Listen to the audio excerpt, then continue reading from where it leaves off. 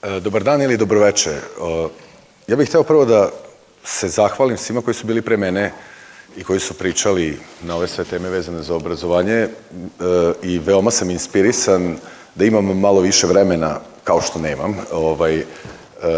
Mislim da bi jako dosta toga dodao u ovo svoje predavanje iz prošlog razloga, što vi jednu temu možete da pričate na vrlo različite načine, ali bih hteo da izdvojim, obzirom da ne mogu, kažem, sve da izdvojim što bih voleo bih da izdvojim 3 stvari koje bih voleo da naznačim meni lično jako važne, a mislim da bi trebalo i da vi razmislite malo o tome. Znači, priča vezana za edukaciju u narednom periodu je priča koja se odnosi na upravo neke 3 stvari koje su pomenute u nekim od ovih predavanja. Pod rednim broj 1 bih voleo da stvarno pozdravim organizatore i da pohvalim nešto što sam čuo u komentarima da ljudi baš nisu ili nisu dobro shvatili ili smatrali da je malo dosadno i slično, a to je ova priča o igrama.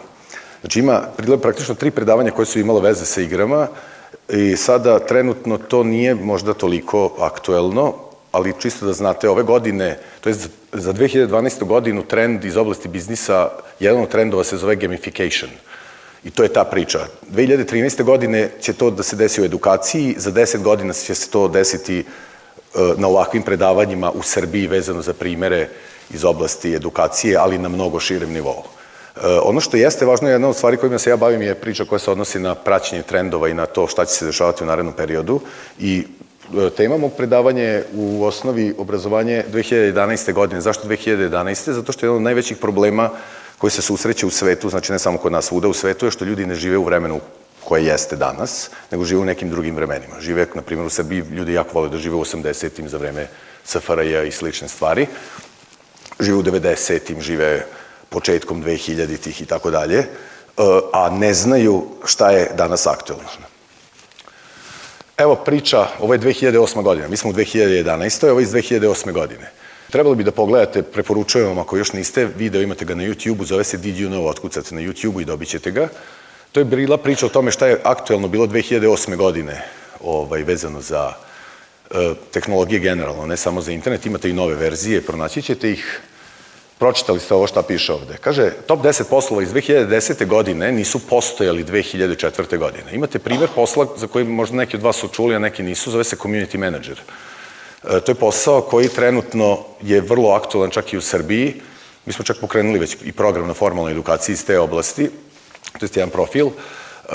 To su one osobe koje vode poslovno naloge na Facebooku, Twitteru, LinkedInu i sve ostalo. 2009. godine ništa se nije znalo o tome. Znači, ljudi nisu znali. Evo, ima jedan čovjek, ovde jedan predavač je rekao 2008. godine je pokrenuo svoj Facebook nalog. Vi sad imate posao iz te oblasti koji je vrlo dobro plaćen, mogu vam reći, i u Srbiji je vrlo dobro plaćen, koji nije postojao pre 2-3 godine. I ono još važnije priča, ovo treće ovde, što kaže da studenti na tehničkim univerzitetima koji startuju svoje studije na 3. godini, ono što su čuli na 1. godini više nije aktuelno.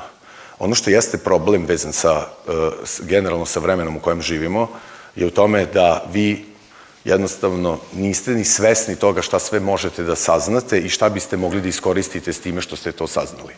Nažalost, to u edukaciji, savremenoj, formalnoj edukaciji nije primenjeno. O čemu se zapravo radi? Znači, jedan od povoda zašto se ja ovde na predavanju je bilo, ja sam na svom blogu objavio tekst na temu svetske krize, praktično trenutno mi živimo u svetskoj krizi edukacije i to formalne edukacije. Ovde nije niko eksplicitno naveo da sve ovo o čemu smo pričali problemima su vezani za probleme formalne edukacije.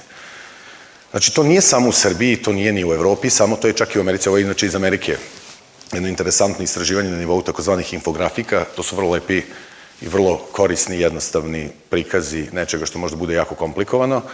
I ono što jeste važno u celoj toj priči je priča koja govori o tome da ta varijanta u kojem svi ovde pričaju kako je bitnije zvanje nego što je bitnije znanje, znači veliki broj ljudi u Srbiji kaže daj ti završi taj fakultet, to nije to sad, to je strašan problem i to je sada eskaliralo dotle da je to postala svetska kriza. Sad zašto se ona dešava? Ona se dešava u suštini iz jednostavnog razloga što imate situaciju u kojoj vama u poslednjih 20 godina u Americi, na primjer, to u Srbiji nije toliki slučaj, mislim, možda i jeste, ali nije toliko važno, verujte, ali u Americi, na primjer, u poslednjih 20 do 30 godina cena edukacije visokoškolske je porasla negde za 30%, Ali kvalitet te iste edukacije govori se generalno, ne misli se na ove najjače fakultete. Vi u Americi imate i mnoge druge fakultete, pored onih najpoznatijih, oni su potpuno su druga kategorija. I moram da još jednu stvar napomenem, iz cele ove priče se izuzima medicina i srodne nauke koje su direktno vezane za ljudske živote, zato što tamo se potpuno drugačiji sistem edukacije u odnosu na sve ovo o čemu ovde pričamo. Znači, ono što je važno vezano za ove sisteme edukacije formalne je da kvalitet onoga što dobijaju studenti apsolutno nema nikakve veze sa onim cenama koje su vezane za to što ljudi plaćaju. A kako se to vidi? Pa vidi se po tome što jednostavno vi izađete sa studija i nemate pojma šta će to vama u životu vezano za posao koji radite. Govorim vrlo generalno. Naravno, imali ste prilike više puta da čujete priču o tome da sada, evo, pre nedelju dana izašla vesti u Sloveniji su bili neki studentski protesti gde se studenti između ostalog zalažu za ukidanje bolonjskog procesa. Vi imate od poslednjih godinu dana vrlo ozbiljne rasprave o tome da li je uopšte potreban ili nije potreban taj bolonjski proces, zašto je on uopšte se desio i da je to jedna potpuno promašena priča. Nažalost, bolonjski proces je jedna vrlo dobra ideja koja je vrlo loše sprovedena u delo i postoje vrlo ozbiljni razlozi zašto je loše sprovedena u delo. A ovo je razlog. Razlog je što vi imate, i to nije samo u Evropi, to je u celom svetu, vi imate preko 50 godina prakse u kojoj jednostavno ono što je važno, postaje se pitanje da li je važno da neko ko upiše fakultet ide da doktorira, da ide da se bavi naukom, ili je važno da taj neko ko ide na fakultet dobije neka znanja koja će na sistemskom nivou da upotrebi u praksi. I to vam je cela problematika. Mislim, meni je sad jako lako ovo da kažem i sad sam ja jako pametan i ne znam ja šta ne, nego se radi o tome da jednostavno taj problem užasno dugo vremena postoji. Znači, vi imate sistem u kojem, s jedne strane, profesori su ti koji su mnogo više fokusirani, naročito sad sa bolonjskim procesom, oni su mnogo više fokusirani na to kako da on objavi neki rad u časopisu gde je njemu u proseku za ozbiljan časopis potrebno minimum 6 do 12 meseci ozbiljnog rada sa nekih 5-6 sati, u odnosu na to da se razmišlja o tome šta će on da prenese i na koji će način preneti studentu, to je studentima ono što je potrebno. I vi imate u suštini sve vreme fokus, znate, ono takozvani kaže naučno-istraživački rad osoba koja se nalazi u edukaciji. Postoje se vrlo ozbiljno pitanje kompletne evaluacije celokupnog procesa toga kako taj neko, prvo ko je došao tamo u tu instituciju, zašto je on uopšte tamo, koje on kvalitete ima vezano za to i s treće strane, da li on uopšte ima bilo kakve veze sa dobrim načinom prenosa znanja studentima, što bi, moje mišljenje, a mislim da nije samo moje, to bi trebalo da mu bude osnovna priča, a ne takozvani impact faktor koji se ovde pominje, koji se možda ne vidi dobro. Znači, takozvani impact faktor je faktor koji utiče, to je faktor koji je vezan za doprinos časopisa određenog u kojem se piše nauci i što vi u časopisu sa većim tim takozvanim impact faktorom objavite članak i što vas veći broj osoba ponovo citira, vi praktično ste ozbiljni naučnik. Inače, čisto da znate, za one koji ne znaju, kompletan Google-ov algoritam koji vam govori zašto je nešto prvo, drugo, treće, kada otkucate nešto od onih miliona rezultata, se upravo zasniva na ovome i zove se PageRank i to je bila osnova doktorske disertacije Larry Page i Sergeja Brina koji su u suštini i napravili Google. Ono što je, to je inače studentima objašnjavam razloga, eto čemu može da služi između ostalog doktorat, može se zaraditi par desetina milijardi dolara ako znate kako to da uradite. Znači, ono što jeste važno je da nisu naravno samo profesori krivi, to vam je kao u razvodu. Znači, u razvodu, to vam isto kao bilo koja vrsta konflikta, znači u razvodu uvek postoje dve strane, znači nikad nije jedan kriv. Znači, ovde profesori imaju svoju ozbiljnu krivicu i moje intimno mišljenje je da je bolonjski proces pao zato što nije urađena reforma profesora. Znači, mora da se uradi reforma profesora, to znači jedna vrlo drastična mera koja se neće desiti, a to je 50% ljudi odmah otkaz. Znači, odmah, bez ikakvog, ono nema, znači, ono smrtna kazna, otprilike, izvinjam se, ali govorim, ovo je moje mišljenje. Ali, s druge strane, ni studenti nisu daleko obzirom na celu tu priču o ajde pričamo o krivicama, o čemu se zapravo radi? Znači, radi se o tome da generalno ljudi koji dođu i počnu da se edukuju, misle da će sad doći neko i uliti im neko znanje, što je već bilo rečeno ovde. To je naravno potpuno pogrešna priča, a najveća pogrešna priča je ova ključna reč koja se ovde može vidjeti, kaže proactivity, ili biti proaktivan. Ja inače volim studentima da postavim glupa pitanja tipa, a šta sad znači ta reč, pošto ste verovatno čuli, ovde neću pitati, ja znam sigurno da ima dosta ljudi koji ne znaju tačno šta znači ova reč, ali ono što jeste važno sa aspekta edukacije je da biti proaktivan znači da kada ja dođem i držim predavanje, ja hoću da imam ovde studente koji će da sede i da su već pročitali i saznali puno o toj oblasti koju sam ja sad pričam, da bi mogli da saznaju ono što treba da saznaju za tu oblast. A ne da ja njima objašnjam neke osnovne stvari koje su sami mogli da prethodno pročitaju.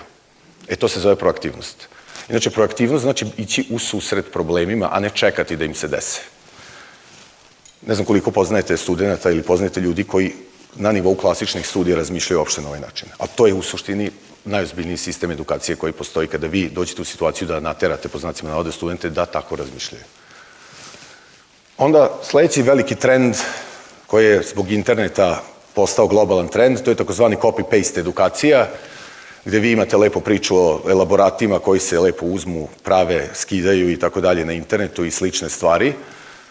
Postavlja se vrlo ozbiljno pitanje, a zašto je taj neko ko je upisao studije uopšte upisao te studije ako on hoće da propisuje da bi nešto uradio?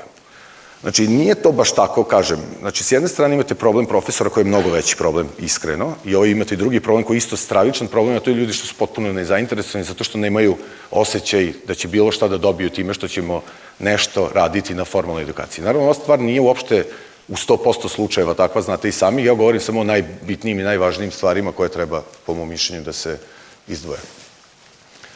Naravno, situacija u Srbiji je potpuno poklopljena sa kompletnom situacijom i u svetu, s tim da postoji drugi problem, mislim dodatan jedan problem, a to je potpuno nedostatak strategije bilo kakvog tipa koji ima smisla, a naročito se svodi na ovu varijantu koja se ovde ne vidi dobro, a to je priča o tome koliki je broj ljudi koji upisuju određene tipove studija, a sa druge strane u tabeli ovo je inače članak iz Blica koji je bio svojevremeno napisan, možete kod mene na blogu da pronađete ovaj tekst.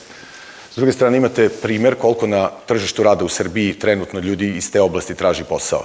Znate, ovi četvorocifreni brojevi ovde vam govore da imate četvorocifreni broj ljudi koji traži posao iz jedne oblasti, a s druge strane imate četvorocifreni broj ljudi koji godišnje upisuje te iste studije. Mislim, super. Znači, i u startu produkujemo ljude koji ne trebaju nikome. Sad, to se može, naravno, kao sad svi rade nešto na tome, znači ima neka inicijativa u Srbiji na tom planu, ali ovo je generalno najveći problem edukacije u Srbiji i mislim da će u narednom vremenskom periodu čak biti i rešen, verovali vi ili ne.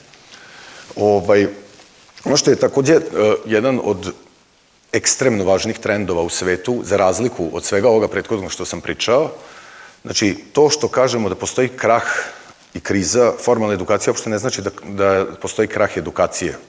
Znači, vi imate praktično potpuno novu revoluciju edukacije koja se dešava u svetu, a to je priča o besplatnoj edukaciji koju možete da vidite na primerima Khan Academy, odnosno primer koji je praktično pokrenuo celu tu priču je takozvani MIT Open Courseware koji slavi ove godine 10 godina, besplatan sistem edukacije koji možete na MIT univerzitetu da dobijete s aspekta materijala koje oni pružaju, možete da vidite kako, na primjer, studenti na MIT-u studiraju, znači to već 10 godina možete da vidite. Taj pokret je, odnosno MIT je nastavio priču kroz Open Courseware pokret, da imate nekoliko stotina fakulteta gde možete isto tako da dobijete besplatno, jednostavno da skinete sa tih fakulteta materijale koje vas interesuju iz praktično svih oblasti života i rada.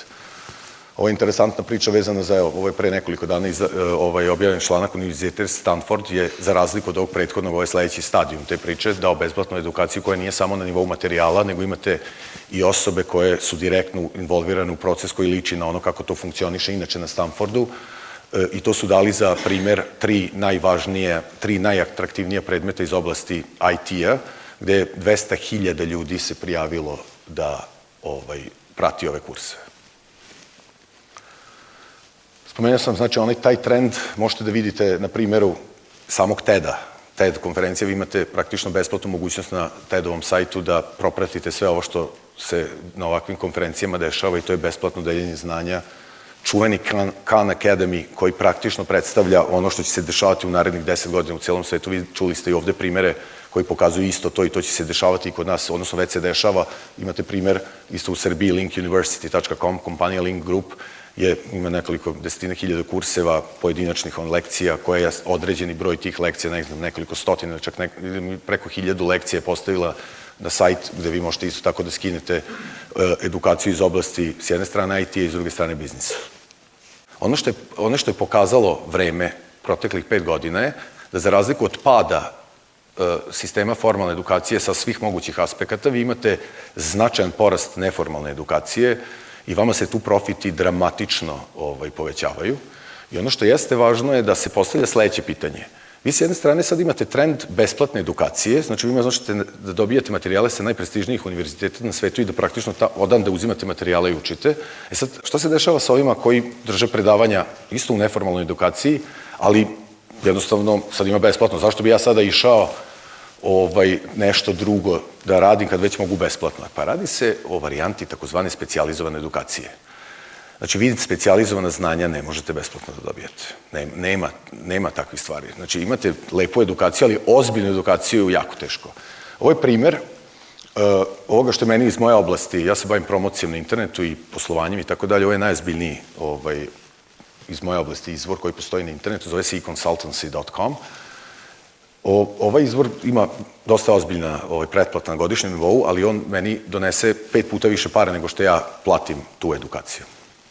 Znači, ima načina kako da se sprovede bez obzira na besplatnu edukaciju, vrlo ozbiljni sistemi plaćene edukacije. Ja bih zaključio priču samo sa zaključkom koji kaže ovako.